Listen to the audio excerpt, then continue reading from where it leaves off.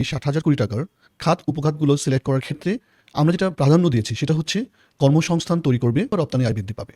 শুধুমাত্র ওয়ার্কিং ক্যাপিটালের অভাবে হয়তো চালু করতে পারছে না, সেসব প্রতিষ্ঠানকেই আলোচ্য প্রণোদনা প্যাকেজ হতে আমরা ফাইন্যান্স করব। সর্বোচ্চ একজন বড়োয়ার বা একটা গ্রুপ এই প্যাকেজের আওতায় ২০০ কোটি টাকা পর্যন্ত পাবেন। স্বভাবতই প্রশ্ন চলে আসে যে এটি বোধহয় কেবল বড় বড় কোম্পানি বা ইন্ডাস্ট্রির লোকরাই পাবেন, এখানে আসলে ছোট উদ্যোক্তারাও পাবেন কিনা? ইয়াং জেনারেশন যারা, কোনো একজন যদি ফিল্ম তৈরি করতে চায়, কেউ যদি গেম ডেভেলপমেন্ট করতে চায়, কোনো সফটওয়্যার ডেভেলপমেন্ট করতে চায়, শুধুমাত্র ফাইন্যান্সের অভাবে সে পারছে না, সেই সমস্ত খাতগুলোকে প্রাধান্য প্রদান করা হয়েছে। এখানে মর্টগেজ বা কোনো ধরনের জামানত তার লাগছে না। স্টার্ট আপদের জন্য ১,০০০ কোটি টাকার একটা ফান্ড ডেভেলপ করা হয়েছে। ইতিমধ্যে আমাদের আবেদন প্রক্রিয়া শুরু হয়েছে। ব্যাংকগুলো তাদের বড়োয়ারদের চাহিদা অনুযায়ী আমাদের কাছে আবেদন করছে।